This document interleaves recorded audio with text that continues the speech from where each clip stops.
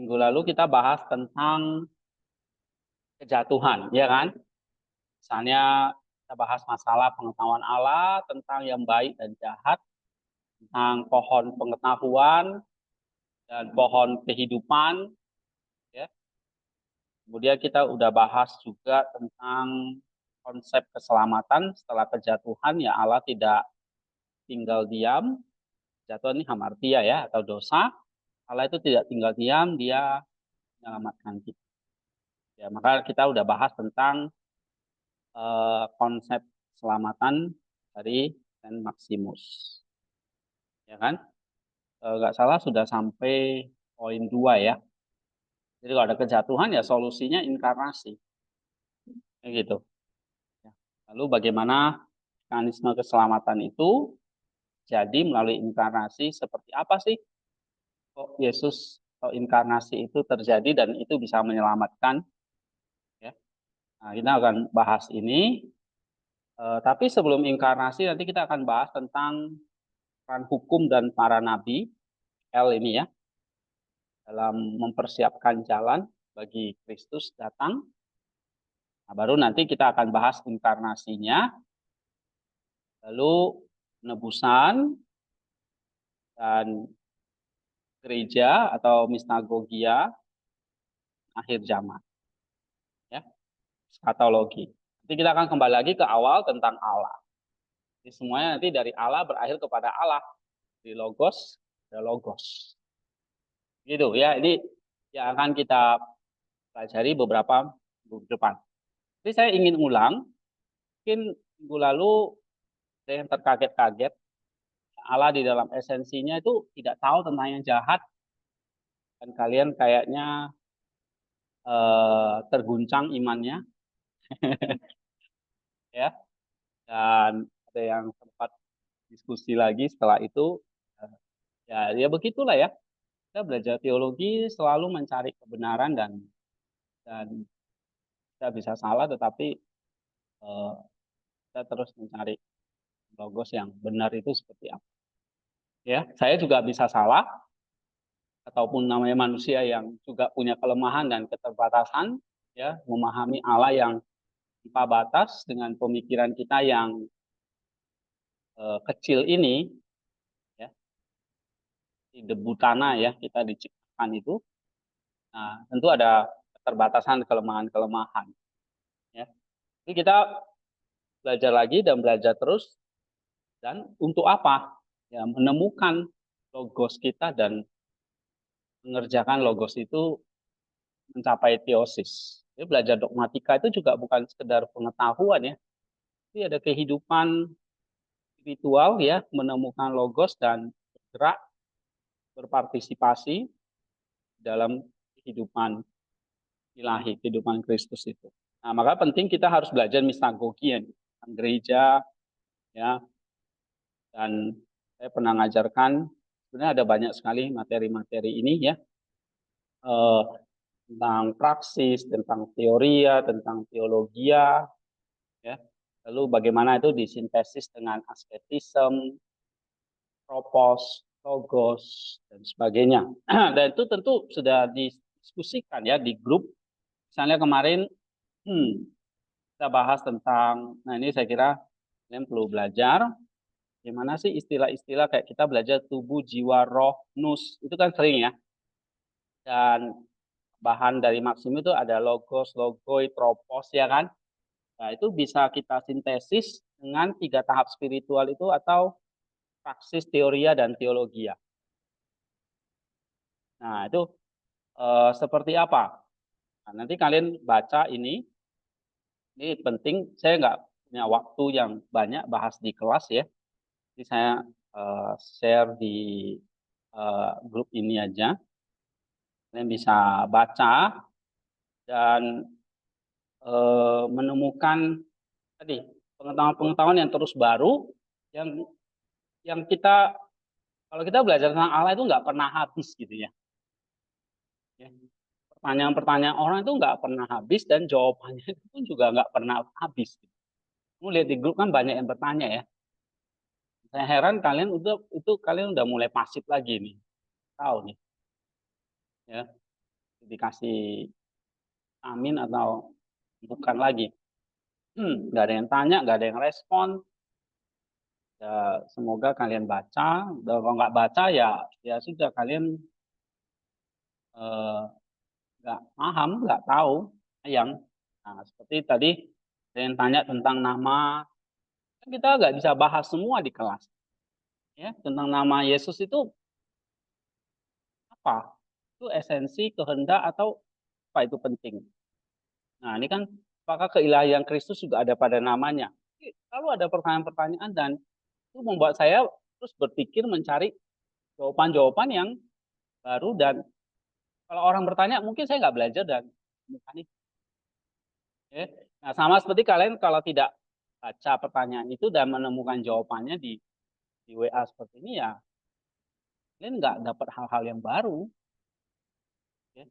Kalau di kelas sangat terbatas. Jadi saya harap saya dorong kalian kan kalian mahasiswa teologi ya yang justru memang harus diaktif daripada grup ini kan macam-macam ya orang-orang awam ada gitu dokter lah mahasiswa ya ada banyak di situ orang awam pekerja biasa gitu jadi kalian yang mahasiswa teologi ya mesti aktif tanya dan ya curious gitu curious untuk menemukan jawaban-jawabannya ya menemukan jawaban-jawabannya nah nah ini tolong dibaca sintesis tubuh jiwa roh nus logos tropos dengan 3 tahap spiritual ini nggak salah udah saya share ya kalian bisa baca terus kemarin kita bahas juga yang jatuh itu bukan yang jatuh dalam dosa itu adalah arah kita ya melenceng bukan kodrat kita itu penting ini juga kamu mesti baca ini kan dari pertanyaan-pertanyaan orang yang akhirnya kita terus mengeksplor mencari jawaban-jawaban baru ya mungkin kalau kalian baca di buku di perpus dimanapun nggak ada ya jadi selalu ada hal-hal yang baru ya nah ini kemudian kemarin kita juga udah bahas tentang teologi sistematikanya jadi gini ya doktrin Allah kita udah selesaikan terus penciptaan kosmologi ya terus minggu lalu kita udah bahas kejatuhan martia dan kita ada bersinggungan dengan pohon pengetahuan ya pohon kehidupan ya kemudian kapan Allah mengetahui tentang kejatuhan Adam sebelum atau sesudah penciptaan. Nah, ini saya ingin tegaskan lagi, nanti kita baca lagi ya, supaya iman kalian dipulihkan lagi. Ya. Terus pengetahuan baik dan jahat. Nah, ini kita mau cepat selesaikan. Ini nggak salah, saya udah share belum ya? Ini dari diskusi grup dan ada pertanyaan di kelas yang saya jawab juga di sini. Kemarin dari siapa itu ya? Dari Christoph atau ya. Kemudian ada eh, ini dan ini ya. Nah ini tolong ini sebetulnya saya kumpulin dari berbagai pertanyaan minggu lalu ini ya. Oke. Nah saya pikir kita bahas ini dulu nanti setelah itu kita akan balik ke konsep keselamatan. Jadi kita bahas tentang kejatuhan dulu ya. Jelas lagi. Kan ada satu pertanyaan kemarin dari kalian ya. Eh, kapan atau apakah Allah benar-benar tidak tahu? Ini saya besar ya. Saya kebaca ini. Baca ya. Ya, jadi ada satu pertanyaan, jadi klarifikasi ya. Apakah Allah benar-benar tidak tahu tentang kejahatan karena dia pada dasarnya sederhana dan baik gitu ya. Oh, ini waktu di pelajaran eksegesis ya. Oke. Nah, sekalian di sini ya yang saya pikir pelajaran dogmatika bukan ya di eksegesis. Oke, tapi sekalian kita lanjutin tentang tapi saya kira saya udah bahas di grup. Saya nggak ngerti kalian ini baca nggak? Nah, ini Marlina baca nggak? Senyum berarti enggak. Nih, enggak ada yang baca kalian. Kenapa sih enggak dibaca? Saya ingin tahu alasannya kenapa. nggak sempat, nggak ada kuota atau apa? Atau nggak suka, atau bingung, atau apa sih alasannya kenapa? Padahal kan di WA kan setiap hari kalian buka WA ya, dibaca aja, apa enggak? Alasannya apa?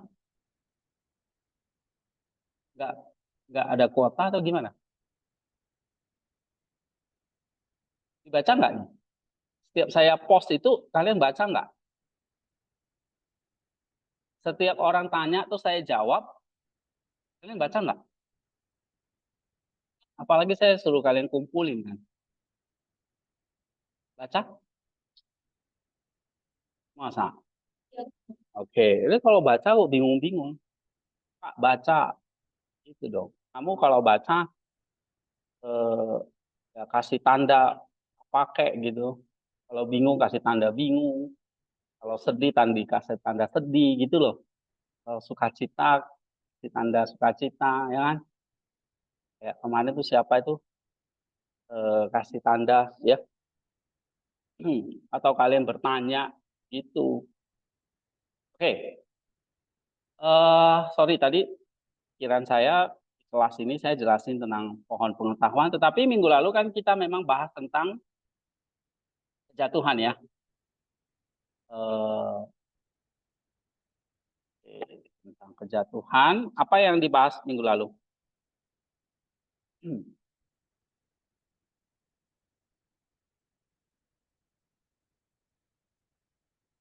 Yang ini ya kan?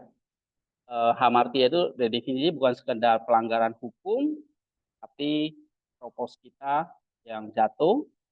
Oke, ini akarnya filotia, tadiri. Ini sudah ya. Dari hedon ke odin, ya kan? Dari kesenangan ke penderitaan, terus munculnya kehendak genomik, lalu konsekuensinya adalah kita terdisintegrasi, nah, itu ya, kan sudah ya. Nah, sekarang tentang pohon ini, pohon pengetahuan baik dan jahat.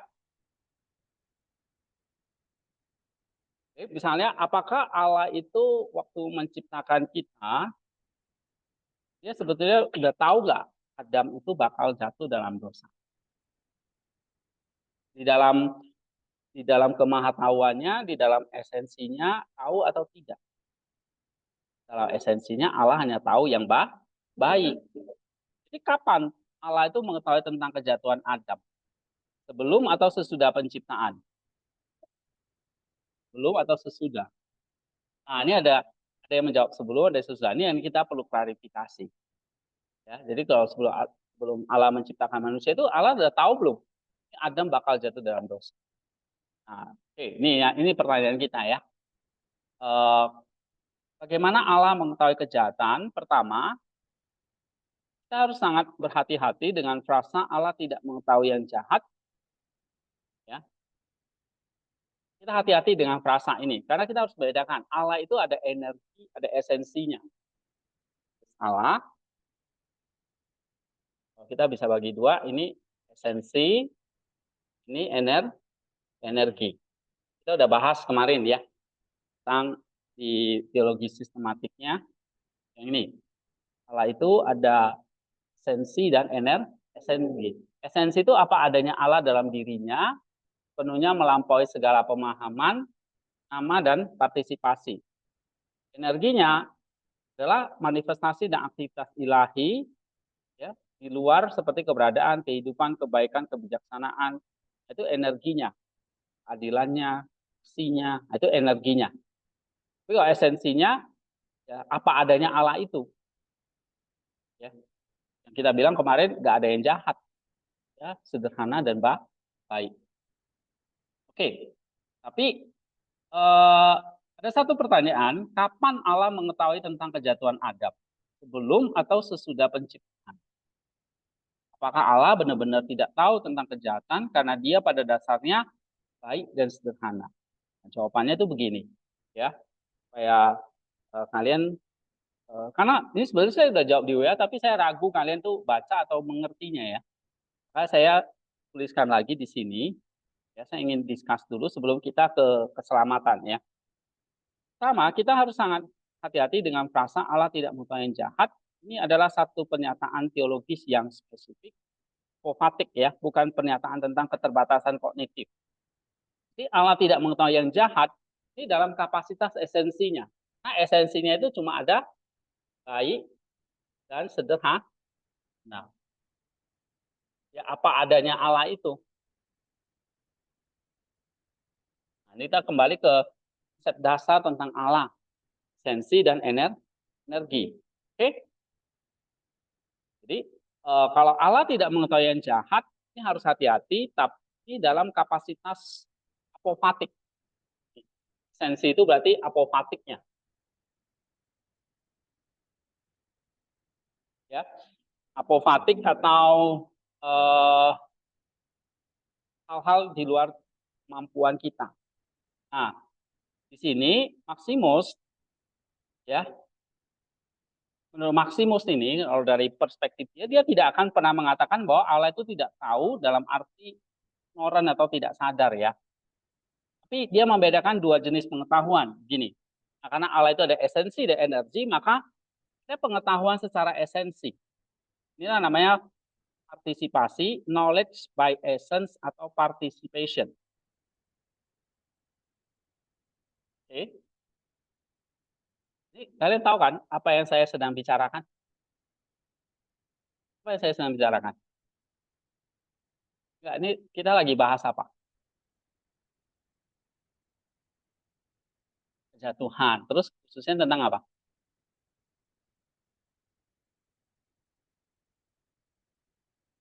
Oke, good. Ya. Jadi jangan Pak Hendy ngomong apa dari tadi ya. Oke. Nah, wajahnya bingung-bingung kalian. Ya. Nah, ada pertama, kita harus bedakan dua jenis pengetahuan. Pengetahuan secara esensi atau partisipasi. Ini adalah pengetahuan dari Adam melalui pengalaman atau kesatuan. Nah, maksudnya Allah itu sama sekali tidak mengetahui dosa dalam hal ini. Jadi kalau ditanya, apakah Allah tahu tentang dosa di dalam pengetahuan esensinya? Tidak ada. Karena dalam esensinya itu, dia hanya tahu yang baik. Oke? Dosa adalah ketiadaan atau penolakan terhadap esensi Allah, yaitu kebaikan. Nah, Allah tidak bisa mengalami ketiadaan dirinya sendiri. Sama seperti terang tidak bisa mengalami kegelapan. Atau kehidupan tidak bisa mengalami kematian dari dalam. Inilah makna dari ketidaktahuan yang mulia itu. Nah, ada pengetahuan secara esensi. Jadi secara esensi Allah sama sekali tidak mengetahui dosa. Nggak paham ini ya? Kalau ada yang nggak paham, angkat tangan ya. Jadi saya harap kalian juga ya berpikir dan partisipasi gitu ya. Gitu. Termasuk ya kalau Bu Keisia ya. Nah, boleh. Kemudian ada dua namanya pengetahuan secara visi atau providensi. Nah, ini adalah pengetahuan tentang sesuatu sebagai objek di luar diri. Dalam pengertian ini, Allah tentu saja mengetahui dosa. Jadi ada eh, pengetahuan tentang satu objek di luar dirinya. Ya, Allah pasti tahu loh tentang dosa. Dia melihatnya, memahami sifatnya sebagai penyimpangan, dan Allah tahu konsekuensinya juga. Oke, Allah mengetahuinya seperti seorang dokter ahli mengetahui penyakit dengan sempurna. Bukan karena ia pernah sakit, dia tahu, tapi dia memahami kesehatan dengan sempurna. Dia melihat penyakit sebagai penyimpangan dari kesehatan. Mas seperti dokter tahu, oh ini orang ini sakit apa. Tapi bukan berarti dia harus mengalami sakit dulu kan, dia baru tahu sakitnya itu sakit apa kan. Nah, itu namanya pengetahuan secara visi atau secara providensi. Jadi pengetahuan tentang sesuatu sebagai objek di luar diri. Dalam hal ini ya Allah tahu tentang dosa. Jadi ketika Maximus mengatakan Allah tidak mengetahui dosa, itu merujuk pada itu pengetahuan jenis pengetahuan yang pertama. Ini pengetahuan secara esensi. Ya. Allah tidak memiliki dosa dalam dirinya. Tapi dalam kemahatauannya ia melihat dan memahami dosa sebagai realitas yang dipilih oleh makhluk bebasnya, misalnya manusia atau malaikat. Dia tahu gitu. Nah, pertanyaan kedua adalah kapan Allah tahu Adam akan jatuh? Belum atau sesudah? Hah? Sesudah penciptaan atau sebelum penciptaan? Nah, minggu lalu saya jawab sesudah penciptaan. Nah, ini perlu diklarifikasi. Dalam hal ini, secara esensi iya. Karena Allah tidak mengetahui dosa. Tapi ada namanya pengetahuan kedua, namanya pengetahuan secara visi. Nah, ini yang perlu diperjelas lagi. Ya. Nah, disinilah Maximus mengajarkan, memberikan jawaban yang brilian dan menjadi ciri khas pemikirannya. Bagi Maximus, Allah mengetahui kejatuhan Adam sebelum penciptaan. Loh, kok bisa? Tapi dalam esensinya dia tidak tahu tentang yang jahat. Nah, ini saya jelaskan. Dia tahu kejatuhan Adam sebelum penciptaan ya. Jadi dia sebelum menciptakan Adam, Allah sudah tahu bahwa Adam jatuh dalam dosa. Tahu. Tapi dalam pengertian gini, bukan dalam cara yang deterministik seolah-olah Allah yang menakdirkannya. Itu harus dibedakan. Kayak Allah sudah mendesain si Adam pasti jatuh dalam dosa, atau dia tulis dalam desainnya atau dalam naskahnya. Kayak kamu jadi pengarang cerita ya, penulis cerita, kamu kan sudah tahu nih tokoh ini nanti akan hidup atau mati atau apa kan? Misalnya kamu lihat sebuah film kan gitu kan. Nah, seperti seorang sutradara atau penulis cerita itu kan bisa nulis ceritanya mau mati atau hidup kan? Di pemeran itu kan, pemeran utamanya misalnya. Nah, Allah nggak demikian. Oke, nah ini yang kita nggak percaya tentang determinis. Jadi kita nggak percaya tentang salah takdir dan sebagainya, jodoh dan sebagainya. Ya, jadi Allah tidak memahaminya secara demikian. Jadi Allah mengetahui kejatuhan Adam sebelum menciptakan, iya, tapi bukan Allah yang nakdirnya atau yang menetapkannya. Semua ada dalam ide dia ya. Ide dia maunya Allah itu, Adam itu semua hidup benar. Dan Adam itu diberi kebebasan. Nah, tapi tahu nggak nanti Adam itu jatuh? Tahu, tapi Allah tidak merencanakan itu. Allah tidak menetapkan si Adam bakal makan buah pengetahuan. Nanti dia mati. Enggak, dia nggak menetapkan demikian. Maaf. Oke. Ya. Satu. Nah, ini penjelasannya lebih detail begini. Rencana kekal Allah atau logos penciptaan bagi Maximus sebelum waktu diciptakan, ini sebelum waktu diciptakan ya, di dalam pikiran Allah yang kekal sudah ada rencana agung. Paham nih? Jadi sebelum Allah menciptakan, Allah sudah ada rencana? Sudah. Sudah ada namanya rencana agung. Jadi bukan tanpa desain ya. Bukan tanpa Allah bosan, ya udah aku ciptain aja lah manusia ini. Tanpa ada rencana gitu kan. Seringkali kita juga, karena kita pergi kemana tanpa ada rencana kan. Kalau kita buat sesuatu itu tanpa ada rencana. Nah, itu manusia. Tetapi Allah ketika dia berkarya melalui energinya, pasti dia punya rencana. Ya, atau punya tujuan akhir, namanya apa? Telos. Ya, jadi ada logos, nanti ada telos, ada tropos. Nah, istilah-istilah itu kamu harus tahu. Nah, ada tujuan akhir bagi seluruh ciptaan. Itu bukan hanya manusia aja, alam semesta ini. Kemarin kita udah pelajari ya, alam semesta itu diciptakan untuk apa? Telosnya. Nah, tuh apa? Malah lagi. Nih, tujuan penciptaan itu apa? Iya, untuk inkarnasi sang logos supaya kosmos ini menyatu dengan sang logos. Itulah rencana agung Allah, logosnya Allah. Jadi dia ada rencana, ada tujuannya. Allah itu menciptakan dunia ini atau kosmos ini. Bukan asal diciptakan aja begitu. Oke, paham di sini? Ya. Nah, kita lanjut. Rencana ini bukan sekedar menciptakan dunia yang sempurna dan berharap tidak ada yang salah. Ya, kita sudah tahu apa rencana kekal Allah. Rencananya apa? Penyatuan seluruh ciptaan dengan dirinya melalui inkarnasi Sang Logos yang berpuncak pada teosis, pengilahian manusia. Nah, ini kamu harus tahu. Jadi kamu belajar dogmatika tentang penciptaan ini tujuannya. Oke? Apa tujuannya? Menyatu antara Sang Logos dengan ciptaannya atau teosis itu.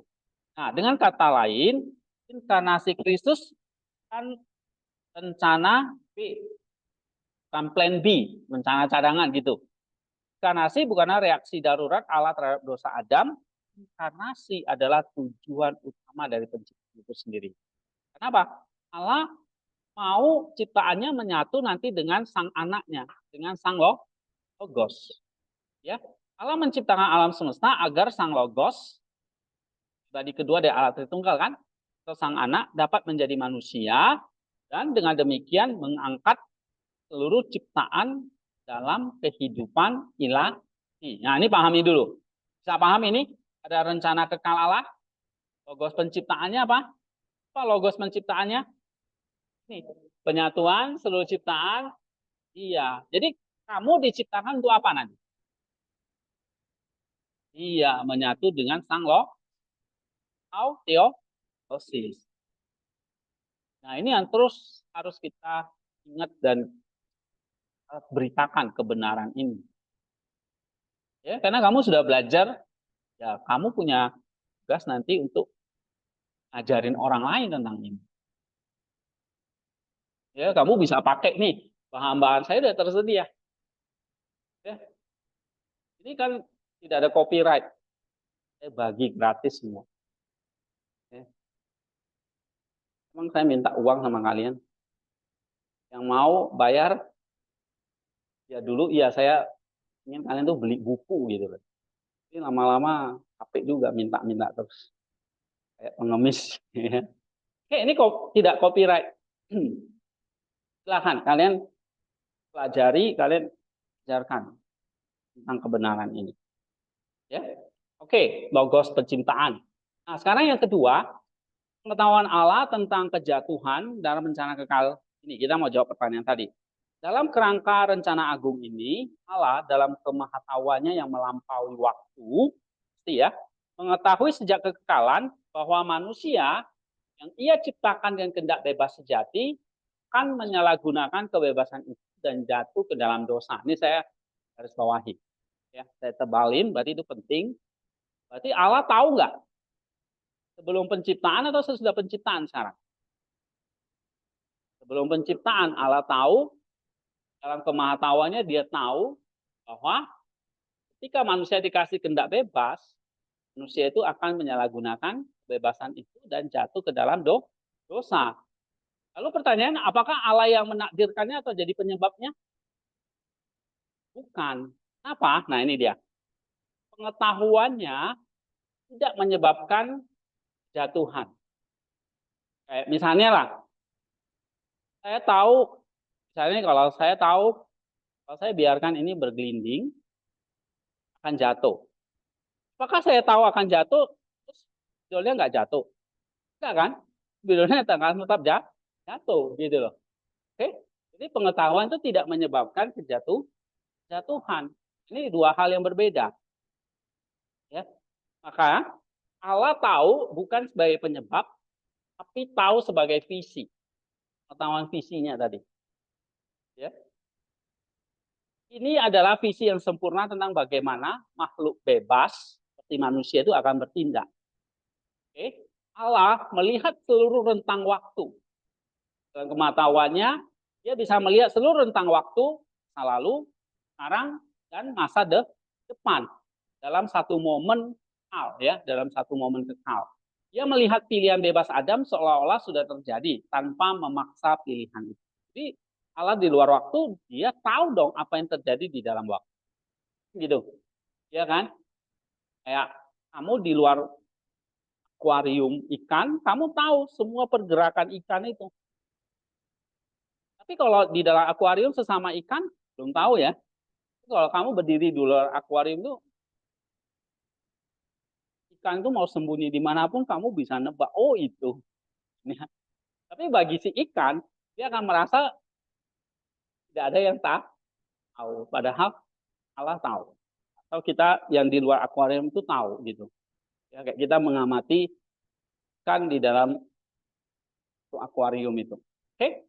Nah, itu yang pertama. Allah tahu tapi bukan sebagai penyebabnya, sebagai visi. Lalu bagaimana rencananya? Nah, rencananya sudah mengakomodasi kejatuhan. Jadi kalau dia bisa tahu Adam ini jatuh, maka rencana yang agung tadi pasti sudah mengakomodasi jatuhan itu. Jadi nggak ada, Allah itu nggak buat dua rencana. Dua rencana itu kayak gini. Kita jalankan plan A dulu. Kalau Adam itu jatuh, B yang masuk. Oh berarti Kristus yang berinkarnasi, gitu ya. Seringkali kita terjebak gitu kan. Kalau Adam nggak jatuh, Yesus datang nggak? Ada yang jawab, enggak. Apa yang dia datang? Manusia nggak berdosa. Nah, itu berarti Allah itu punya dua rencana. Kalau tergantung Adam nih. Kalau Adamnya berdosa, Yesus datang. Kalau Adamnya nggak berdosa, nggak ada inkarnasi. Apakah seperti itu? Enggak. Allah cuma punya satu rencana agung. Nggak punya dua, tiga, apalagi empat gitu ya. Oke, paham di sini? Maka Allah itu sudah mengakomodasi kejatuhan. Allah sudah mengetahui kejatuhan ini dari kekekalan, belum penciptaan. Saya ikuti ya. Rencana agungnya, yaitu inkarnasi, sejak awal sudah dirancang untuk menjadi solusi bagi kejahatan tersebut atau kejatuhan tersebut. Ya. Nah, makanya inkarnasi itu adalah solusinya. Kita belajar kemarin di mana konsep keselamatannya ini kan, solusinya inkarnasi. Gitu. Karena itu sudah direncanakan Allah. Ya. Inkarnasi Sang Logos tidak hanya bertujuan untuk menyatukan ciptaan dengan Allah, tujuan primernya, tujuan utamanya, tapi akhirnya apa? Secara simultan berfungsi sebagai apa? Penebusan. Karena ada kejatuhan, maka ada penebusan. Maka nanti kita akan belajar ini, doktrin penebusan. Ini sudah ada dalam rencana agung. Jadi waktu Allah sudah mendesain nggak, merencanakan nggak Kristus akan disalib dan menebus kita? Tidak, karena dia tahu tentang kejatuhan. Ya, Allah sudah merencanakan tentang penebusan. Karena Allah dalam rentang waktu itu, momen kekekalan itu dia tahu dan berdosa. Dan tidak ada satu manusia pun di bumi ini yang bisa menyelamatkan manusia, kecuali inkarnasi tadi. Oke? Ya. Sehingga di sini inkarnasi Sang Logos tidak hanya bertujuan untuk menyatukan ciptaan dengan Allah, tetapi juga secara simultan berfungsi sebagai obat penebusan bagi dosa yang ia tahu akan terjadi. Oke, ini paham? Nah, inilah kenapa Saint Maximus melihat misteri Kristus itu begitu sentral. Kristus bukan hanya juru selamat yang datang untuk memperbaiki masalah dosa, ya, atau masalah kita, dialah tujuan dan makna dari seluruh kosmos. Analoginya seperti ini ya. Analogi sederhana aja. Bayangkan seorang arsitek, misalnya yang lagi mau merancang sebuah bangunan rumah sakit di daerah yang ia tahu rawan gempa. Misalnya rawan gempa di mana? Nawailah, ya kan? Nah, ada arsitek nih disuruh bangun sebuah rumah sakit, tapi dia tahu daerah itu rawan gempa. Nah, maka tujuan arsiteknya pasti dia mau membangun tempat penyembuhan rumah sakit yang canggih atau yang mewah, gitu ya.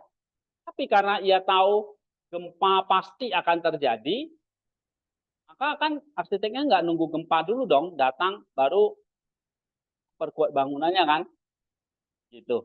Ya, pasti dia sejak awal dalam desain dia, arsitek itu kan yang mendesain ya kan. Nah, dia sudah apa? Memasukkan teknologi anti gempa yang paling canggih. Seperti desain bangunan SMA kita itu sudah didesain untuk tahan gempa. Nah, dekat gunung kan. Kalau gunungnya batuk, nah, bangunan itu goyang gitu. Oke, ini bisa ikuti ya. Jadi arsiteknya nggak nunggu gempa dulu baru merancang kan. Nah, dia sudah merancang dari awal teknologi anti gempa.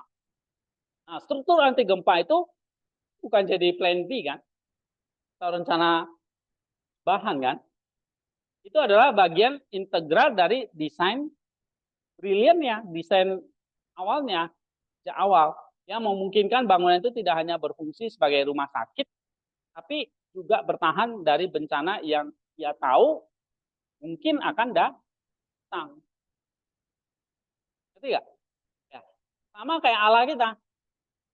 Titik tadi, ya mungkin perkirakan bisa 10-20 tahun mendatang ini bisa terjadi gempa. Jadi saya dari sejak awal sudah rencanakan bangunan anti gempa. Paham kan? Nah, sama Allah juga begitu. Allah itu sang arsiteknya, ya dia tujuannya apa? Dia mau menciptakan teosis, ya kan? Atau kayak tadi rumah sakit tadi. Tapi ia tahu gempa jatuhan akan terjadi, maka apa? Allah merancang seluruh kosmos di sekitar anti gempa yang utama inkarnasi sang logos. Kalau tadi arsiteknya membangun merancang anti gempa, nah Allah merancang inkarnasi. Jadi inkarnasi sudah terancang sebelum penciptaan atau sesudah penciptaan? Kalau sesudah penciptaan berarti apa? Itu plan B ya kan? Oh ternyata Adam jatuh dalam dosa. Ya udahlah saya utus anaknya. Enggak. Sebelum dia menciptakan, dia sudah merencanakan inkarnasi. Kenapa? Karena Allah tahu gempa tadi, kejatuhan tak? Lagi ya. Allah merencanakan inkarnasi belum atau sesudah penciptaan. Mengapa? Satu orang, Helmi. Karena Allah mengetahui manusia jatuh ya, bukan pasti akan jatuh gitu. Allah mengetahui manusia jatuh karena tidak bebasnya ya kan. Oke. Maka dia kasih rencana yang anti gempa tadi. Apa itu? Inkarnasi. Sama kayak kamu tahu ini daerah rawan gempa. Suatu saat bisa terjadi gempa. Ya udah, kamu sudah dari awal sudah bikin bangunan anti gempa. Masuk kan? Oke. Paham nggak ini? Nah, kesimpulannya adalah Allah mengetahui bahwa Adam akan jatuh sebelum penciptaan. Jadi, pengetahuannya ini adalah bagian dari visinya yang kekal dan tidak menghapus kehendak bebas Adam. Pengetahuan visinya yang kekal. Ya, tapi dia juga tidak intervensi, tidak bebas Adam. Oke, justru karena ia mengetahui hal ini, maka Allah itu merancang seluruh sejarah keselamatan di sekitar satu misteri agung yang sama, yaitu Kristus Sang Logos yang adalah awal, tujuan, dan sekaligus obat bagi seluruh ciptaan, atau sang anti gempa itu. Nah, itu jawabannya ya. Oke. Kemudian mari kita bahas juga ya tentang pengetahuan baik dan jahat. Nah, ada satu pertanyaan juga gitu ya. Mungkin ini kalian pernah bertanya atau berpikir juga, kenapa Allah yang memilih sifat atau kodrat seperti ini menciptakan pohon pengetahuan baik dan jahat? Kenapa kok ada pohon pengetahuan? Kalau nggak ada pohon itu kan si Adam nggak jatuh dalam dosa kan? Benar nggak? Kamu pernah ditanya begitu nggak sama orang?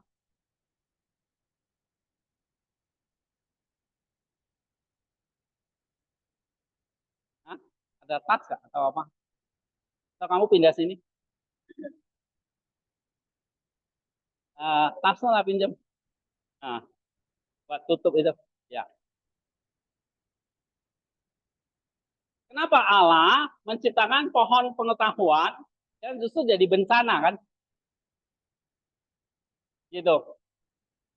Dan kok dia kasih perintah itu di Kejadian 2 ayat 16 sampai 17. Kalau nggak ada perintah itu atau nggak ada pohon itu kan kita nggak perlu jatuh kan. Nah, kalau kamu ditanya gitu jawabnya gimana? Paling gampang ya itu tuh terserah Allah dong. Namanya dia yang pencipta. Itu urusan dia, kamu tanya Allah aja dengan tanya saya gitu. Ya itu jawaban yang pinter ya. Karena dia yang berdaulat kan. Apa yang kamu tanya saya? Ini Allah nanti di surga misalnya. Nah, itu kalau anak kecil ya, kamu gampang bodohin gitu ya. Oke. Tapi ada jawabannya. Ya, kalau kayak tadi yang pertama, hanya Allah yang tahu ya. Pertanyaan apapun juga jawabnya bisa gitu kan. Oke. Nah, Allah itu sederhana, baik, dan hanya tahu kebaikan. Tapi mengapa dia menciptakan sebuah pohon yang mengandung potensi jahat? Dia, kenapa kok dia ciptakan pohon pengetahuan baik? Nama pohonnya apa? Pohon pengetahuan baik dan jahat. Ya, ia menciptakan sebuah pohon yang mengandung potensi jahat. Nah, nama pohonnya aja ada kata jahat gitu. Jadi ada potensi jahat, ya. Dan kemudian dia memberikan larangan yang mengimplikasikan kemungkinan pelanggaran atau dosa. Nah, ini pertanyaannya mungkin lebih spesifik ya. Kenapa? Kalau Allah itu sederhana, tadi ya, sederhana, baik, kenapa dia menciptakan pohon itu dan memberikan perintah? Nah, jawabannya begini. Dari perspektif Maximus, ya, jawabannya itu tidak terletak pada kontradiksi dalam sifat Allah. Jadi Allah itu nggak pernah berkontradiksi ya. Kalau manusia kan ya, apa yang dikatakan mulut dengan perbuatan bisa lain kan. Oke. Nah itu kontradiksi, tapi Allah nggak. Tidak terletak pada kontradiksi dan sifat Allah, tapi pada pemahaman yang benar tentang tujuan penciptaan manusia. Jadi kita mau belajar nih, tujuan penciptaan manusia itu apa, sifat kebebasannya, dan pedagogi atau pendidikan ilahinya. Nah, kita jawabnya dari sisi itu. Oke, tiga ya, tujuan, sifat, dan pedagogi. Nah, ini uraian dari Maximus begini. Pohon itu sendiri kita tahu itu bukan pada dasarnya jahat. Nah, Allah tidak menciptakan apapun yang jahat. Walaupun nama pohon itu pohon pengetahuan baik dan jahat. Tapi pohon itu bukan jahat. Paham nggak? Oke. Pertama dan yang paling krusial, Maximus menegaskan bahwa pohon pengetahuan tentang yang baik dan jahat bukan sesuatu yang jahat secara inherent. Jadi dia tidak menciptakan ini pohon jahat, ini pohon baik. Enggak. Ya namanya aja pohon pengetahuan baik dan jahat. Jadi tidak ada yang jahat secara inherent dalam pohon itu. Pohon itu baik. Karena apa yang diciptakan Allah itu baik. Baik dalam pengertian apa? Membawa manusia kepada Allah. Tujuan penciptaan tadi. Menyatu dengan sang Logos. Jadi apakah Allah menciptakan jahat? Enggak. Bagaimana dijelaskan dalam karyanya Respons to Salasius, ya ini ada di pertanyaan 43. Pohon itu sendiri adalah bagian dari ciptaan Allah yang baik. Saya ikuti di sini. Pohon itu sendiri pada dasarnya apa? Ciptaan yang baik. Nah, pohon di sini kita ingat pohon. Kenapa kok ada pohon? Nah, pohon itu adalah simbol ciptaan. Nah, ini penting. Pohon sebagai simbol ciptaan. Pohon ini adalah simbol dari seluruh dunia ciptaan. Jadi simbolnya dari seluruh ciptaan yang dapat dirasakan. Nah, ini penting. Artinya kosmos yang bisa dirasakan atau dilihat. Atau diwakili pohon. Ya, atau kosmos aistetos. Dunia ciptaan ini dalam dirinya sendirinya baik, tapi dia punya sifat dualitas yang selalu melekat. Misalnya dalam dunia ciptaan itu selalu ada namanya yang bisa dinikmati baik, tapi juga yang bisa menyebabkan penderitaan atau jahat. Punya siang dan malam, itu dualitas. Panas, dingin, hidup, mati. Itu. Jadi pohon itu melambangkan apa? Dunia ciptaan yang dualitas. Misalnya baik, jahat, terang, gelap, laki-laki, perempuan. Gak ada bencong ya. Cuma ada dua. Terus gelap, terang. Gitu, dualitas ya. Nah, pengetahuan tentang baik dan jahat adalah pengetahuan tentang sifat ambivalen tadi ya, dualitas tadi dari dunia materi atau dunia yang dirasakan itu. Ini yang pertama. Kedua, sekarang kejahatan itu bukan esensi, bukan satu kodrat atau natur, tapi ketiadaan. Nah, ini agak sulit. Ya, nanti saya kasih analoginya. Kejahatan bagi Maximus ya, bukanlah satu substansi atau keberadaan atau esensi yang Allah ciptakan. Jadi Allah nggak pernah ciptakan ini kejahatan, ini kebaikan. Enggak. Kenapa? Esensi Allah itu apa? Baik. Maka yang keluar apa? Baik. Bukan gini ya. Nah, ini nggak ada. Karena dia dasarnya baik, ya pasti yang dia ciptakan baik. Lalu kok ada istilah jahat? Nah, jahat ini adalah kekurangan atau ketiadaan kebaikan. Ketiadaan kebaikan. Oke? Kejahatan itu apa? Teresis. Apa? Kekurangan, ketiadaan, atau penyimpangan dari kebaikan atau dari logos sesuatu. Misalnya nih, handphone diciptakan oleh pencipta ini untuk apa? Untuk telepon misalnya. Ya kan?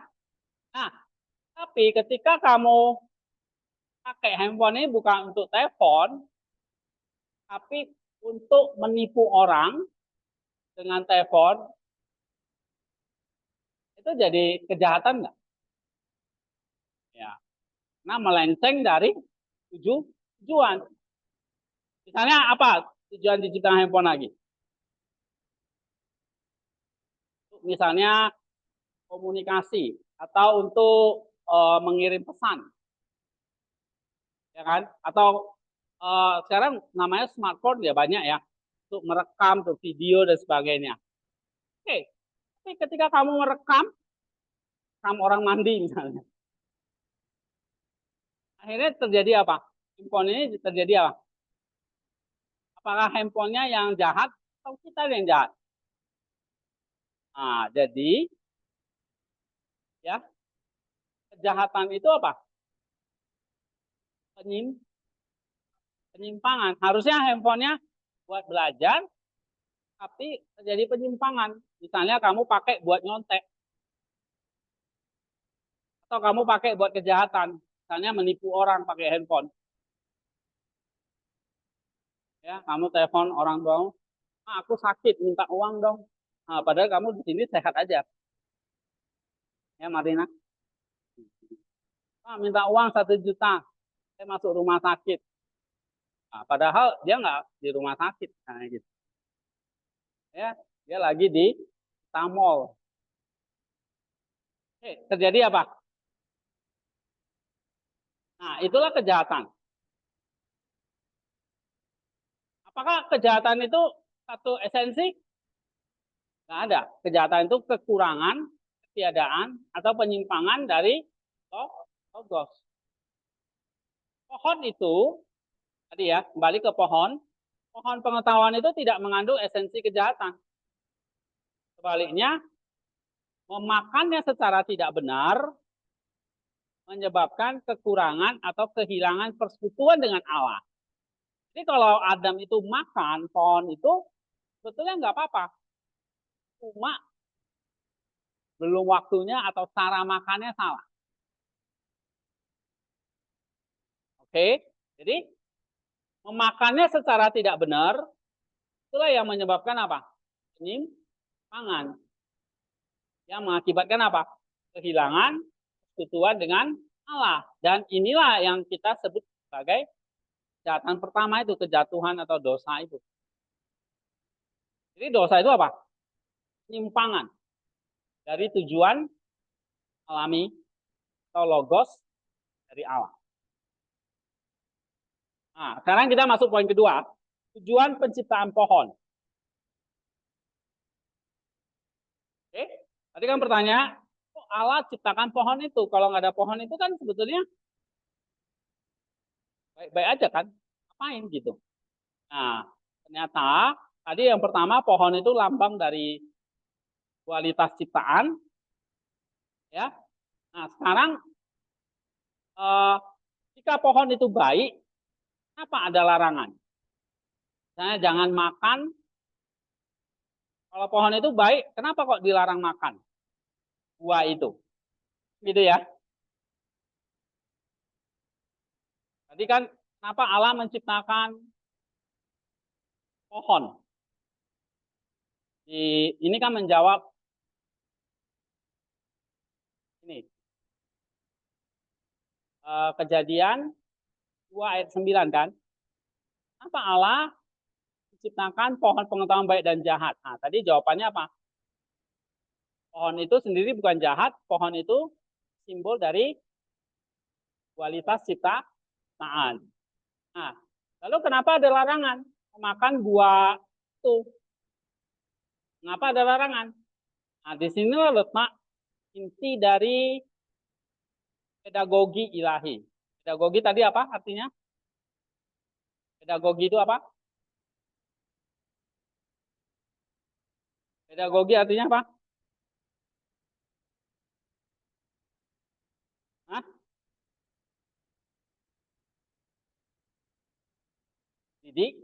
Didikan atau pendidikan. Nah, di sini letak inti dari pendidikan atau pedagogi ilahi. Pohon dan larangan yang menyertainya diciptakan bukan untuk menjebak manusia, tapi untuk apa? Untuk apa? Iya, apa pedagoginya? Kenapa Allah menciptakan pohon pengetahuan baik dan jahat itu? Untuk iya, untuk melatih, menyempurnakan kehendak bebas manusia. Nah, itu. Jadi pertama gini, tujuan akhir manusia itu sebetulnya kan diciptakan bukan hanya sekedar hidup bersenang-senang, berbahagia di Taman Eden bersama Hawa, tapi untuk apa? Mencapai teosis atau pengilahian, kesatuan sadar dan penuh kasih dengan Allah. Ya, teosis tidak dapat dipaksakan. Ia harus adalah buah dari pilihan bebas yang sudah dikasih. Jadi kalau dipaksakan kan Allah kayak menciptakan boneka aja kan, atau robot kan. Makanya dalam kodrat natur manusia itu Tuhan kasih apa? Kalau kita belajar kosmologi kemana? Manusia itu ada natur, ada tropos. Tuhan kasih naturnya manusia. Di dalamnya ada kehendak bebas. Maka nanti kamu baca ini. Balik ke sini. Nih, komponen-komponen manusia itu ada tubuh, ada jiwa, ada roh. Nah, di sini di dalamnya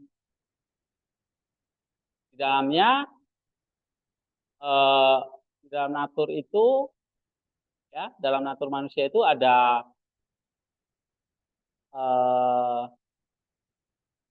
nanti ada dikasih yang namanya tropos ya dan logoi. tropos dan logoi. Ya. Tentang manusia ya.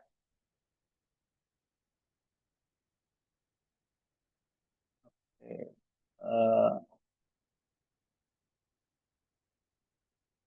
Ini kamu baca ini nanti.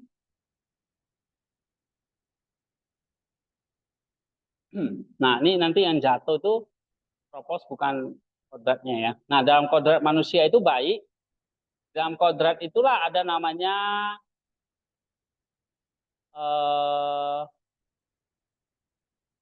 Tuhan kasih yang namanya kehendak bebas. Ya. Tuhan kasih yang namanya kehendak bebas. Nus, ya, oke. Dalam kodrat itu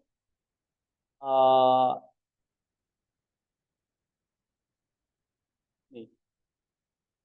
Dalam kodrat manusia itu Tuhan kasih namanya apa? Tubuh, jiwa, nus, kehendak, akal budi dan sebagainya ya. Nah, Tuhan kasih namanya kehendak, kehendak bebas. Ya.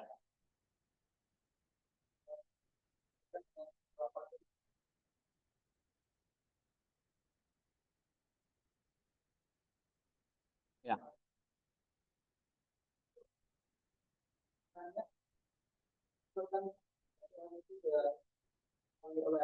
Ya.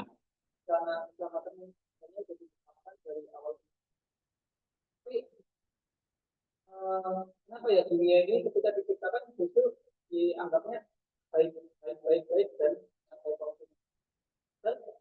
potensi di situ kejahatan. Ya, maka tadi itu bukan potensi yaitu potensi karena memang sifat dualitas yang melekat dalam ciptaan itu. Ya, jadi memang ada baik tapi juga ada yang bisa menyebabkan penderitaan atau jahat. Itu logikanya gini, ada kebaikan, ada ketiadaan kebaikan. Itu pasti dualitas nggak bisa dihindari. Bukan dualisme ya, ini dualitas. Ya, ada maka alam menciptakan ada namanya siang, malam, gelap, terang, panas, dingin, bahkan hidup, mati gitu. Itu dualitas yang nggak bisa dihindari dalam ciptaan. Itu simbolnya tadi pohon. Masuk ada laki-laki, perempuan, ya, dan ada terang, ada gelap, ada siang, ada malam gitu. Masuk ada yang dapat dinikmati baik dan yang dapat menyebabkan derita. Ya karena itu kembali lagi kalau ada dualitas itu karena memang tadi Allah menempatkan itu semua di dalam kehendak bebas manusia. Ya, di dalam kehendak bebas manusia maka manusia bebas memilih. Karena kalau nggak ada dualitas nggak ada pilihan dong. Terima atau enggak kan gitu kan? Nah, itu dua pilihan kan? Yes or no gitu kan? Kebaikan itu satu kebaikan. Tapi begitu ada ketiadaan itu jadi kejahatan. Selalu dualitasnya begitu ya. Oke, kita kembali ke ini di mana ya? Nah, kamu perhatikan di sini ini ya tentang kodrat manusia. Dalam kodrat manusia itu kan ada namanya kehendak bebas. Nah, inilah Allah mau latih kehendak bebas ini. Tadi ya. Allah mau melatih manusia untuk mencapai teosis dengan menggunakan kehendak bebasnya yang penuh kasih. Jadi kenapa kok ada larangan? Tujuannya untuk mendidik manusia mencapai teosis. Ya. Kenapa? Misalnya ada larangan di sini, misalnya dilarang nyontek. Tujuannya ada, mendidik kamu belajar jujur misalnya. Ya. Dilarang plagiat misalnya. Apa tujuannya? Yaitu melatih kamu belajar secara jujur dan supaya pintar. Kalau menyontek kan jadi bodoh. Kamu nggak berusaha kan, kamu nggak belajar. Kamu cuma ambil punya orang gitu. Jadi kenapa Allah kasih larangan itu? supaya manusia dengan kehendak bebasnya melatih apa? Teosis.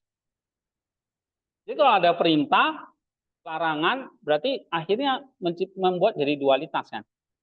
Ada perintah berarti, kalau ada perintah larangan berarti dua pilihan. Kan atau tidak kan? Itulah untuk melatih kehendak bebasmu untuk mencapai teosis. Nah, ternyata manusia gagal. Dia makan pula. Harusnya tidak makan. Nanti makannya ada waktunya. Kalau pengetahuan itu bukan dimakan sekarang. Karena tadi sekali lagi, bukan pohonnya itu yang jahat. Tapi melanggarnya apa? Larangan itu memilih apa? Makan, memilih untuk melanggar. Ya, bukan pohonnya yang jahat. Tapi cara kita menggunakan kehendak bebas itu melalui apa? Kejahatan itu apa? Menyimpang. Oke? Nah, itu yang terjadi. Kebebasan membutuhkan pilihan. Agar kebebasan menjadi nyata, harus ada pilihan yang otentik. Nah, kalau nggak ada pilihan, nggak ada kebebasan. Ya. Pohon pengetahuan dan larangannya menyediakan panggung bagi pilihan fundamental pertama manusia. Pilihan apa di situ? Dari larangan itu. Pilihan untuk percaya dan taat. Atau pilihan untuk memberontak, meragukan, dan memberontak. Jadi ada dua pilihan. Nah ini ya, pohon itu melambangkan dualistik itu. Kenapa? Karena manusia diberi kehendak bebas, ya sesuai kodratnya. Jadi ada pilihan untuk makan, percaya, untuk tidak makan berarti percaya dan taat. Atau pilihan untuk makan, itu pilihan meragukan dan merontak. Memilih untuk tidak makan itu tindakan iman dan kasih. Ini adalah pilihan untuk bergantung pada Allah sebagai sumber pengetahuan dan kehidupan.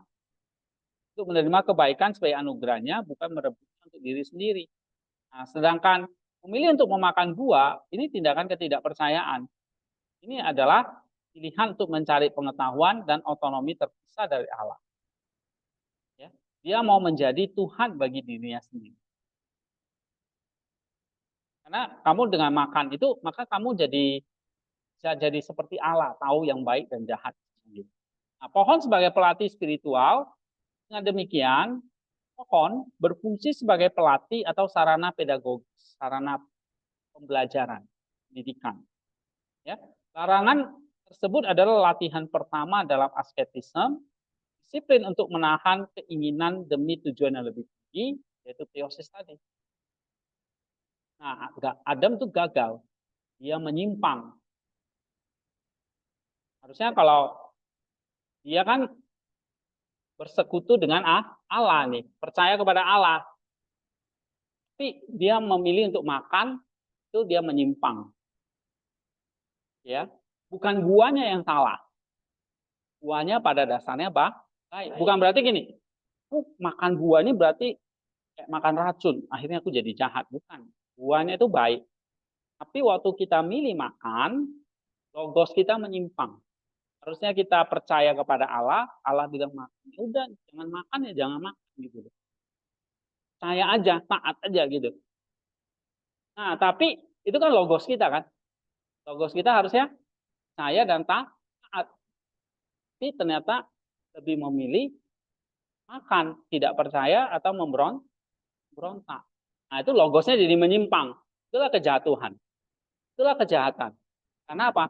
Logosnya kita memakainya dengan logos yang menyimpang. Ya. Jadi, bukan kodrat kita yang sebetulnya jadi jahat. Tapi yang jatuh itu adalah proposnya yang jatuh. Ya. Kejatuhan Adam dan Hawa bukan perubahan pada kodratnya, kodratnya tetap Allah, kodratnya manusia, itu gambar Allah, logos, kodratnya nggak ada masalah. Tapi cara memakai fakultas dari kodrat itu yang menyimpang. Nah, begitu. Ya, nanti kamu bisa baca arah ini yang jatuh. Ya. Jadi kalau ada yang bertanya kemarin begini, kita sering mendengar istilah kodrat jatuh atau kodrat ditebus. Tapi pada saat yang sama juga mendengar tropos berlawanan dan tropos tidak tepat. Ya, sebenarnya secara terminologis yang presisi apa yang jatuh, fisis atau troposnya.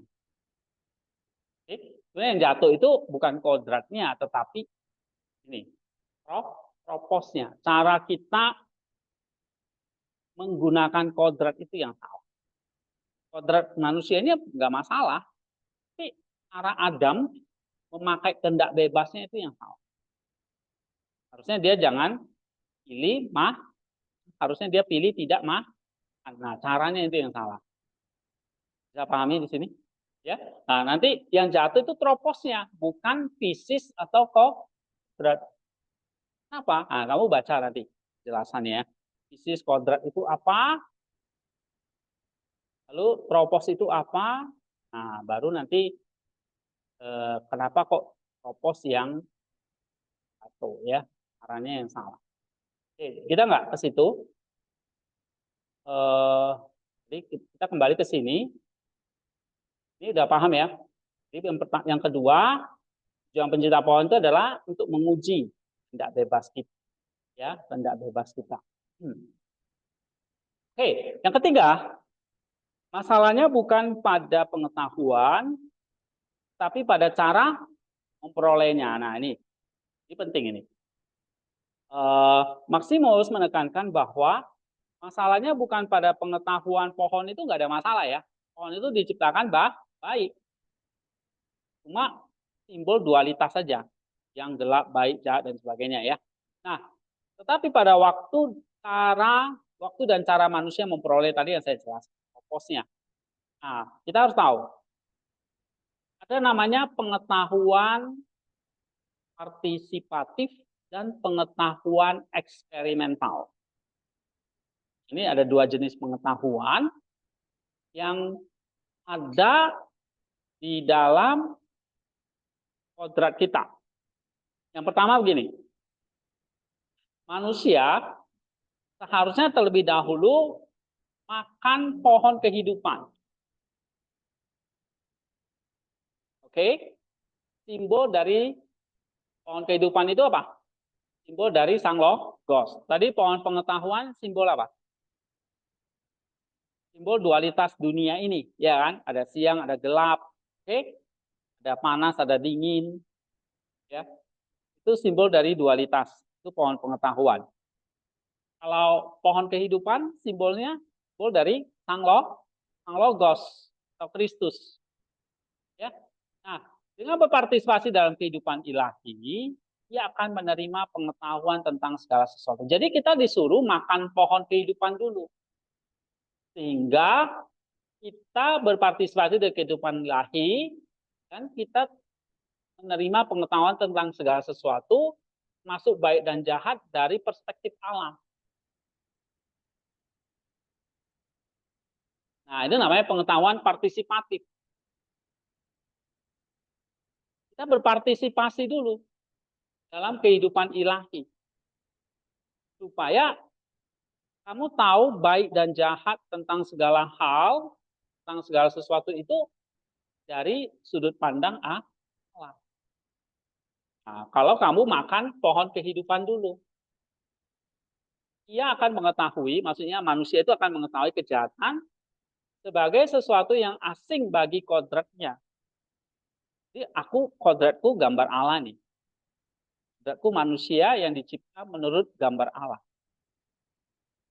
Kalau ada kejahatan, ini sesuatu yang asing.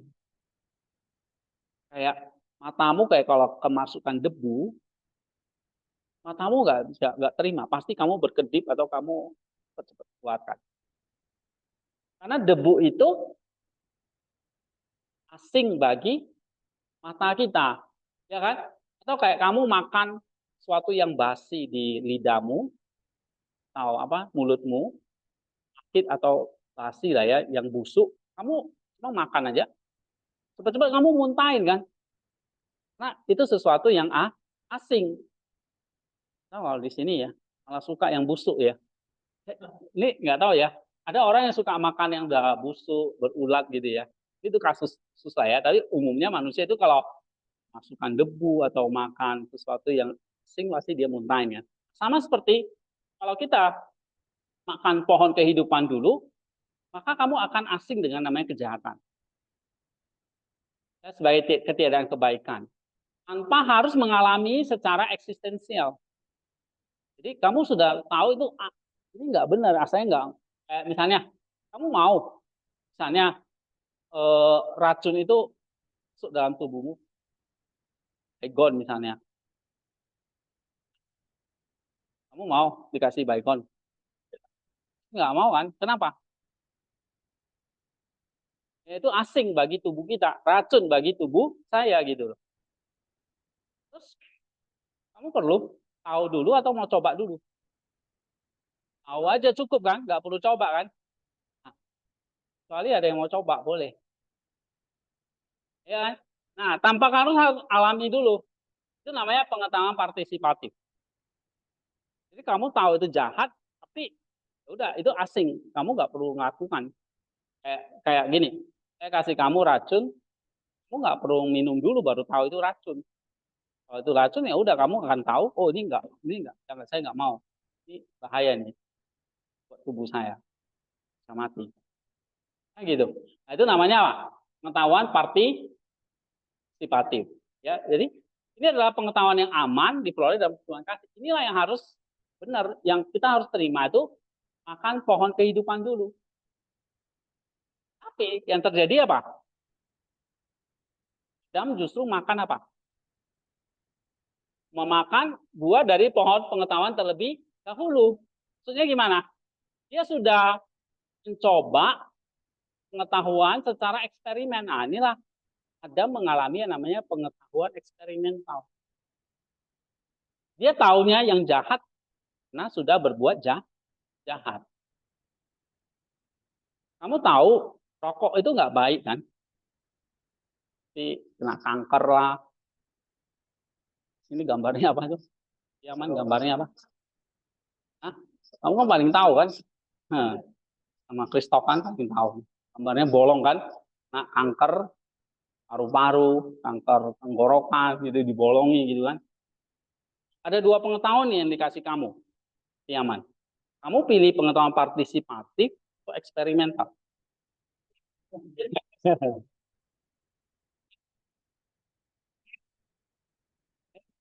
Saya nggak percaya partisipatif. Katanya rokok itu ya membunuh atau racun gitu. Padahal kita cukup partisipatif aja kan. Rokok itu membunuh, ya udah jangan rokok. Nah, kalau Setiaman lain. Dia eksperimen dulu. Rokok dulu, baru tahu, oh betul ya, aku kena kanker sekarang. Kantong kering. Ya. Oke, itu namanya pengetahuan yang kedua namanya apa? Nah, Adam di Taman Eden itu mengalami apa? Perspektif, pengetahuan partisipatif dulu atau eksperimental? Nah, itu yang terjadi di Taman Eden. Adam mengalami kesalahan. Dia makan buah pengetahuan terlebih dahulu. Manusia mencoba merebut pengetahuan secara eksperimental dan otonom. Apa melibatkan Kristus itu, otonom dia, terpisah dari Allah. Ya, dia belajar tentang kejahatan dengan melakukan. Dia belajar tentang penderitaan dengan mengalaminya.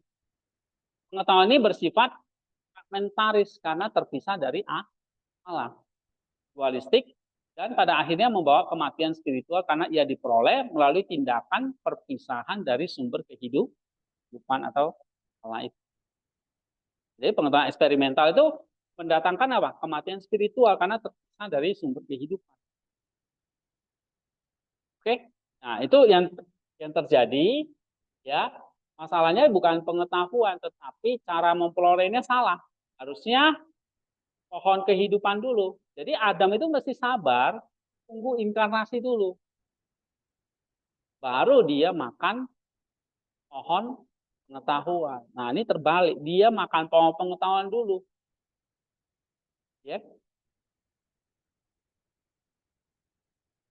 Oke. Kita tidak tahu mulia Allah dan nah, di sini kita kembali kepada sifat Allah yang sederhana dan baik. Jadi ini kesimpulannya. Allah tidak mengetahui dosa dalam esensinya. Betul ya. Esensi Allah yang hanya tahu yang baik. Dia nggak tahu yang jahat. Oke. Allah tidak mengetahui dosa dalam esensinya. Berarti ia tidak punya pengalaman internal tentang dosa atau potensi untuk berbuat dosa. Apakah Allah ada potensi berbuat dosa? Ada, karena esensinya baik. Ya. Pengetahuannya tentang kejahatan adalah pengetahuan seperti seorang dokter tentang penyakit. Dia mengetahuinya sebagai sesuatu yang harus disembuhkan. Ya. Kayak dokter tadi, dia tahu ini penyakit itu. Nah, berarti ya dia tahu penyakit itu, bukan berarti dia ngalami gitu. Dia tahu untuk mengobati. Tahu nggak? Nah, itu. Jadi pengetahuan Allah tentang dosa ada nggak? Ada. Tapi seperti seorang dokter, untuk menyembuhkan. Bukan bagian dari dirinya. Penyakit itu bukan bagian dari diri Allah. Tangkap nggak?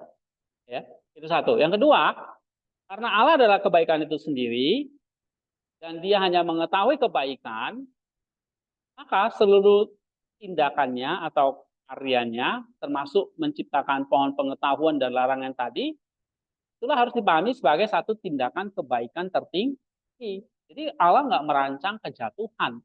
Oh, dia sengaja ciptakan pohon ini dan kasih perintah ya supaya Adam dicobain dan jatuh. Sehingga dengan jatuhnya Yesus datang gitu. Bukan begitu, ya. Justru terbalik. Allah itu kebaikan tertinggi, dia menciptakan pohon itu dan larangannya itu sebagai tujuan ilahi, didikan tadi. Supaya melatih manusia itu mencapai teosis. Ya. Kehendak bebas manusia itu dipakai untuk mencapai kesempurnaan. Atau kita katakanlah ini satu tindakan kebaikan tertinggi karena melatih kita gitu. Bukan membahayakan kita. Ya. Itu adalah tindakan kebaikan. Kenapa? Karena memberikan manusia martabat kebebasannya sejati. Tanpa kemungkinan untuk mengatakan tidak kepada Allah, ya kita tidak akan berapi. Jadi kalau Allah menciptakan boneka, iyalah. Kalau Allah menciptakan robot-robot, udah. Allah nggak perlu kasih kebebasan. Tapi manusia dengan kodrat yang punya kehendak bebas, Allah memberikan perintah itu adalah karena Allah memberikan manusia martabatnya. Martabat manusia yang sejati itu kehendak bebas. Jadi kamu yang sejati adalah kamu yang bisa memakai kehendak bebasmu sesuai dengan logos. Itulah dirimu yang sejati. Bukan karena diatur, ya karena ada Pak Hendy baru belajar, enggak. Kamu belajar karena memang kamu tahu apa tujuanmu belajar. Bukan karena dipaksa. Kalau dipaksa kan nggak ada pilihan, kamu harus belajar. Nah, ini bukan martabat manusia yang sejati. Ini seperti budak. Budak itu ya bisa kerja, nggak ada, dia nggak bisa santai-santai. Ya kan? Nggak ada pilihan dia. Dia lawan mati dia. Nah, itu bukan manusia yang sejati kan? Manusia yang sejati bukan seperti budak. Nah, kalau seperti budak ya udah, Allah kontrol semua. Manusia nggak ada martabatnya kalau manusia nggak ada apa? Martabatnya, nggak ada harga dirinya. Kamu justru dikasih kebebasan memilih ini, mau belajar atau main. Itulah kalau kamu memilih belajar, kamu mau memakai logosmu secara benar, tidak menyimpang. Begitu juga dalam segala hal, masalah uang, ya, waktu dan sebagainya. Kita selalu menghadapi namanya pilihan. Kenapa? Nah, Allah menciptakan kita dengan martabat kebebasan sejati. Oke? Ya, tanpa kemungkinan untuk mengatakan tidak, ya kita nggak akan berarti. Kalau kamu cuma, berarti kita kayak budak gitu tadi. Ya. Oke, berikutnya itu adalah tindakan kebaikan karena apa? Nah, Allah itu dia menciptakan pohon itu dan larangannya itu apa? Itu memberikan kita apa?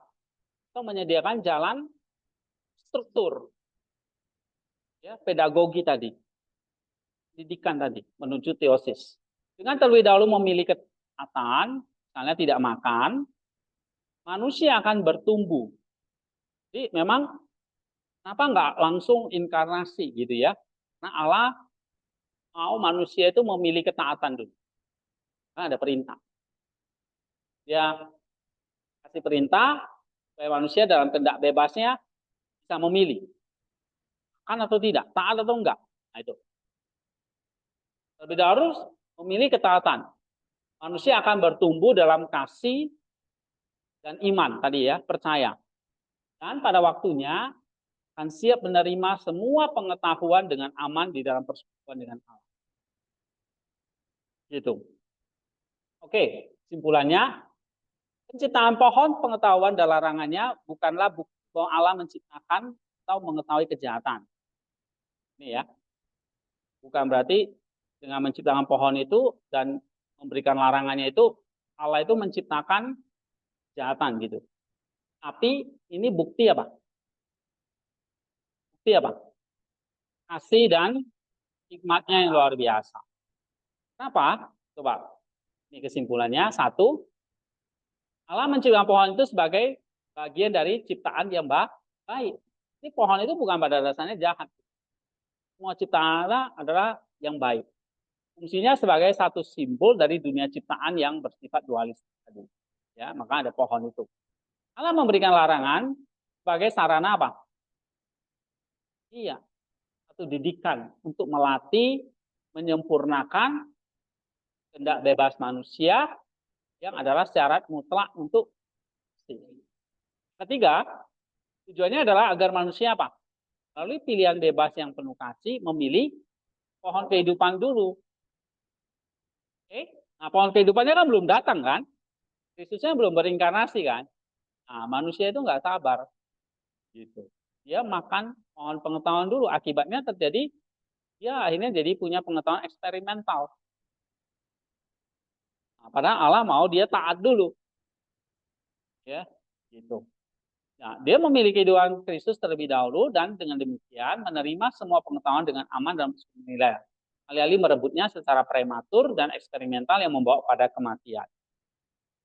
Nah, inilah nah, paradoks ini diselesaikan dengan memahami bahwa Allah tidak menciptakan kejahatan, tapi ia menciptakan kondisi untuk kebebasan sejati. Dan kebebasan itu secara definisi mencakup kemungkinan penyalahgunaan. Seluruh skenario Taman Eden dari perspektif Maximus ya adalah sebuah drama pedagogis kosmis. Jadi kalau kita baca pakai Maximus ini keren banget ya, dia bisa menjawab ini. Ini sebetulnya pendidikan kosmis buat manusia. Kenapa ada pohon itu? Nah, kamu bisa pakai ini pendekatan ini untuk menjawab pertanyaan-pertanyaan yang sulit itu. Ya. Nah, coba nanti kamu kasih pertanyaan-pertanyaan yang sulit, coba nanti kalian jawab sesama. Kalau nggak beres, baru saya turun tangan. Ya. Oke. Nah, ini satu drama. Jadi ada pertanyaan sulit, itu bukan untuk ditakuti, tapi pembelajaran. Ya. Nah, saya justru nggak takut kalian bertanya sesulit apapun, itu menantang buat saya. Ya. Tapi kayaknya nggak ada yang pertanyaan yang nggak sulit deh dari kalian. Pokoknya gampang lah. Oke, karena nggak ada yang nanya soalnya. Jadi gampang.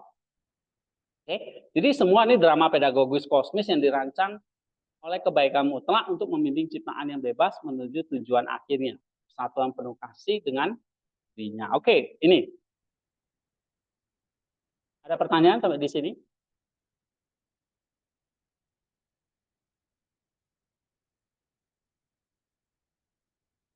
Ya.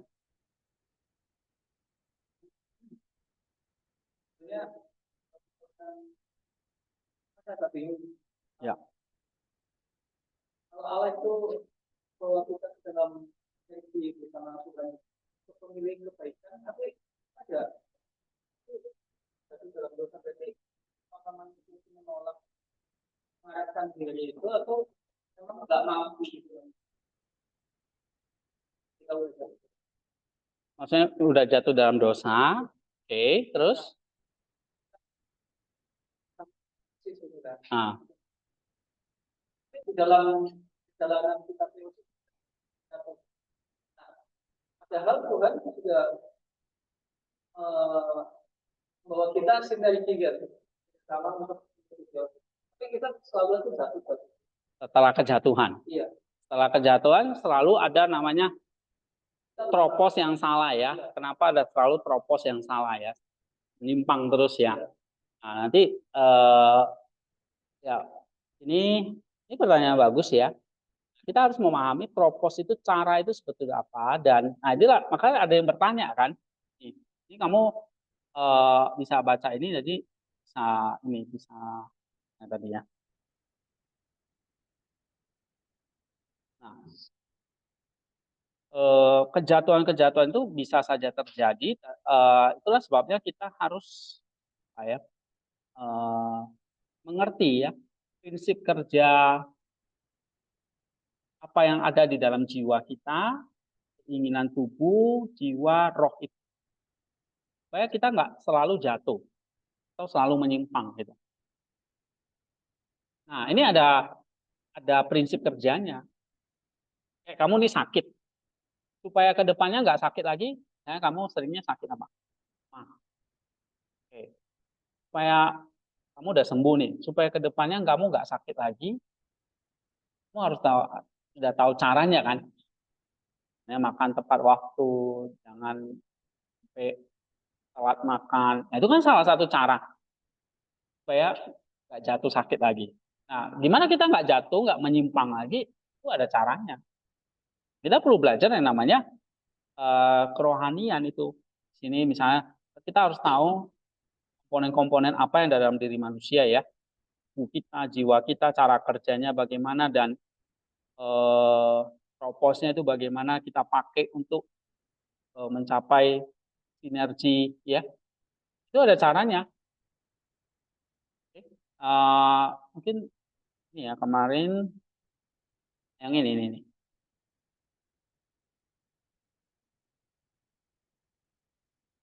Saya kasih ke anak tingkat 1 ini logos dan tropos cara menyelaraskan. Bagaimana cara menyelaraskan cara kita sesuai logos tadi kan? Kan dosa itu apa? Memakai tropos cara hidupnya menyimpang dari logos kita ya kan?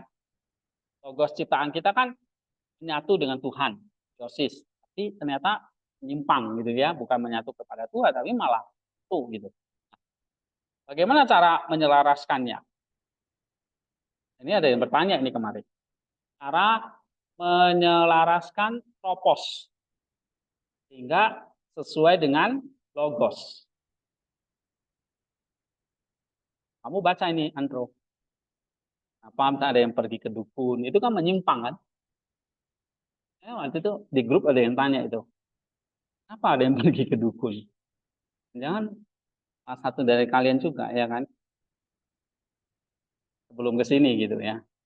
Atau orang tua kalian atau saudara kita ya. Dan bahkan saya sendiri kayak keluarga besar saya tuh masih percaya tahayul-tahayul seperti itu. Mitos dan dukunan begitu. Nah, bagaimana kita, ini satu pertanyaan baik, ini dari Andro, eh, bagaimana itu menyelaraskannya? Logos kita enggak satu. Nah,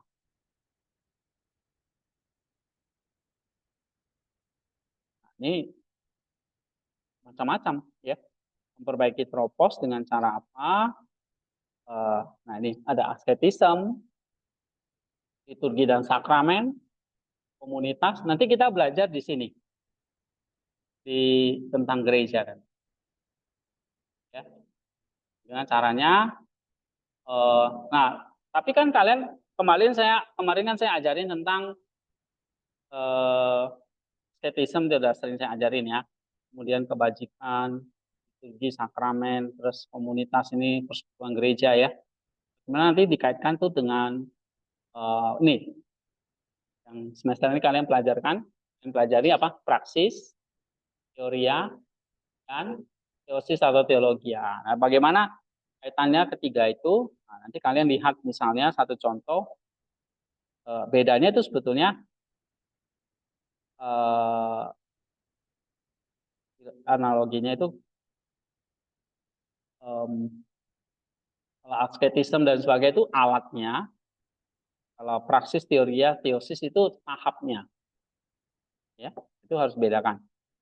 Nah ini misalnya tahap 1, anggaplah ini kayak kita masih anak SMP, ST lah, praksis. Teoria anak SMP, teosis anak SMA. Walaupun ini sederhana ya. Nah, nanti ini tahapnya, tetapi di dalamnya ya kita memakai latihan, asketisme, peranan gereja, liturgi dan sakramen, dan komunitas. Nah ini satu contoh, misalnya supaya tropos kita itu searah. Tropos itu bergerak dari praksis sampai teosis nanti. Nah, gimana caranya? Ya, mau baca ini nanti. Ya, ada namanya, misalnya saya kasih contoh kesabaran. Kita seringkali jatuh dalam namanya ketidaksabaran. Gimana melatihnya? Supaya kita jadi orang yang sabar. Tahap praksisnya seperti apa? Tahap teorinya seperti apa? Tahap teosisnya seperti apa? Ya. Ketika tropos seirama dengan logos, inilah yang kita sebut dengan sinergi. Ya. Jadi ada konsep logos, tropos, sinergi. Nah, itu dia. Lalu bagaimana tropos itu bisa selaras dengan logos? Ya, harus sinergi. Ya, harus sinergi. Nah, dengan cara latihan asketisme, sakramen, dan peran komunitas. Nah, itu caranya, supaya tropos kita nggak melenceng. Nggak. Supaya tropos kita tuh selaras. Ya. Nah, kita nggak ada waktu bahas ini. Kita akan masuk ke materi lain. Kamu silakan baca. Ini saya udah bagi belum? Ini udah ya di grup ya. Oh, belum ya. Nih, saya bagi deh. Logos, tropos, cara menyelesaikan ini. Saya ini semoga menjawab pertanyaan tadi. Ya. Oke, kita break dulu. Nanti kita sambung lagi tentang konsep keselamatan. Kita break 10 menit, ya Bu Kesia, nanti 10 menit lagi kita masuk. Iya, Pak.